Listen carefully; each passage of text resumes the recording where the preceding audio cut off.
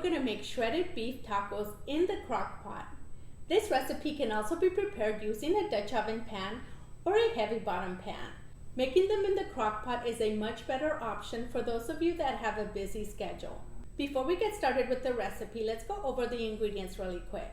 And if you want to pause the video while you gather up your ingredients, we can prepare this recipe together.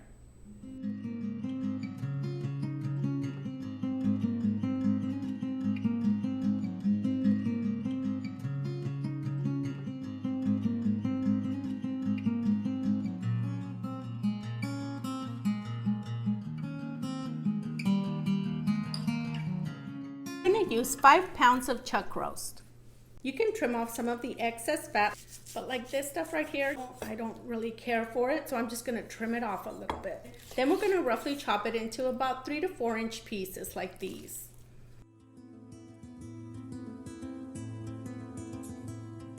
Now that they're all cut, we're going to spread them out and we're going to generously season them with salt and pepper. I made a combination of salt and pepper right here with about a teaspoon of black pepper and salt.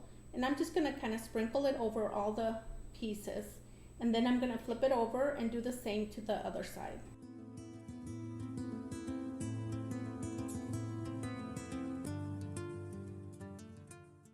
Now we're just going to move it around so the seasoning and the pepper is penetrated into the meat. And then we're going to set it aside and we're going to set up the burner so we can sear the meat and begin the process. To sear the meat, I usually use manteca. But since I'm out of manteca, I'm going to use vegetable oil. You can also use any other cooking oil of your choice. We're going to begin by heating up our oil.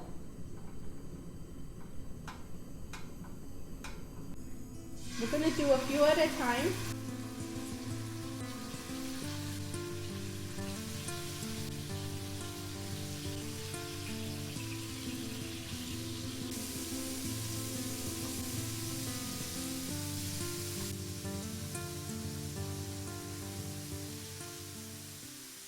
Using the same pan, you can add a little bit more vegetable oil if you feel it needs it, which I am going to. And then we're going to add the tomato, the bell pepper, the jalapenos, onion, and the garlic. We're going to saute this for about 5 minutes or until everything is withered down.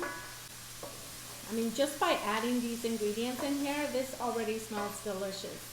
I love using a lot of garlic in mine. I used about 4 garlic cloves because it gives it so much flavor. A lot of people don't care too much for the garlic, but I'm a big fan of garlic. At this point, we're going to add in the seasoning. We're going to mix that in. If it's too dry, you can add a little bit of the broth that we're going to be using. I'm going to add just a little bit, just so it's not so dry. See, now that it has a nice pasty texture, we're going to put everything together. We're going to set our Crock-Pot to high, add in the orange juice. I'm going to add in the meat, and there's really no particular order of adding the ingredients. I just like to add the orange juice first.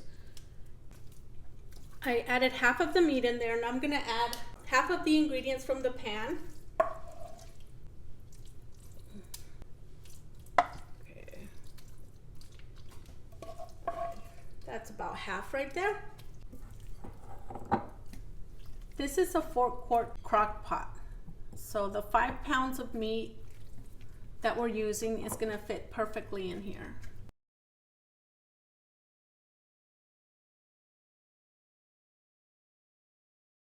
Add a little bit of the broth to the pan.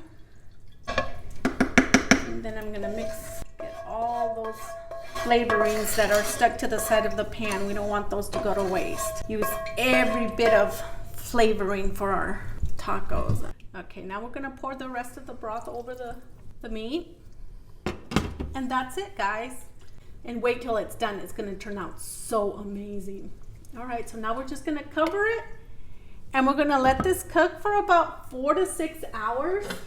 I'm going to come back and check on it in 4 hours. Then again at 6 hours. So if you have to go to work, you can leave this cooking. And by the time you get home, you can have delicious tacos. A lot of the Crock-Pots have timers, so you can set it to start whenever you want it to start, to adjust to your schedule. I'll see you guys in 4 hours so we can check on this. After 4 hours of cooking time, this is what it looks like. As you can see, there's plenty of broth in there. The meat still feels a little bit hard, so we're going to cover it back up and cook for an additional 2 hours, and then we'll come back and check on it. After 2 additional hours of cooking time, the meat is now nice and tender. At this point, you can remove the meat and shred it with a couple of forks, then add it back into the crock-pot if needed. But since it's so tender, I'm just going to shred it inside of the crock-pot. And now it's time for some tacos. And now it's time for the taste test. My favorite part. So let's make these tacos. Yeah. Ooh, hot. You can smell how they're freshly made too. Ooh. Una. Two. Yeah, go for it. 2, 3, 4, 5, 5, 6, or whatever. Two are good. Okay, let's keep these babies warm. All right. And let's get the carnita. Look at this. I left it in the crock pot for 6 hours. After 6 hours, it was just coming apart. Perfectly cooked. We're not being stingy with the beef. Look at that. Ooh, beautiful. Right. And it's so juicy. Yeah, you can see the juices right out there. All right, so let's make one with the classic style. Little red onion. Some cilantro. Ooh, look at that. And for this one, we're going to use some green salsa. My mouth is watering already. For this other one, we're gonna use the guacamole. So there we go. So we got that one. And then this one with the guacamole. We're gonna add some red salsa. Ooh. How do we do this? You wanna try one or shall I do the honors and try these? You can try both of them and see which one you like best. With just the cilantro and the onion or with the guacamole. All right, so I'm gonna try the cilantro, the classic style. Let's do this.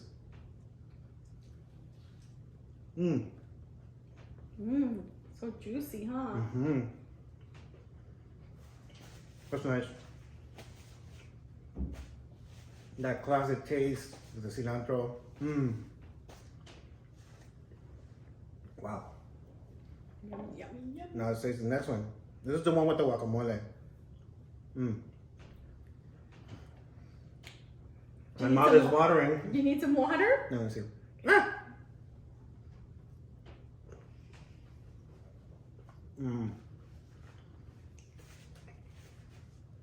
Definitely with the guacamole. Yeah, I like that one too.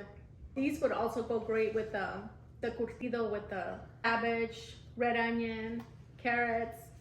You could also use this meat to prepare chimichangas, tortas, Tostadas, quesadillas, nachos. pulled beef, tortas, sandwiches. It's really good. It's really good. I hope you guys give this recipe a try. And if you do, let us know how you like it in the comments. And please subscribe. Tell your friends, tell your neighbors, tell the neighbors, tell them, because everybody starts talking about it.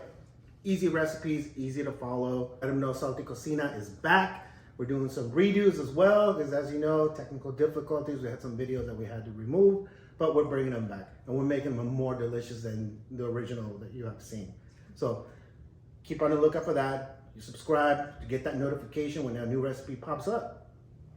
Thanks for watching, and I'll see you guys in our next video.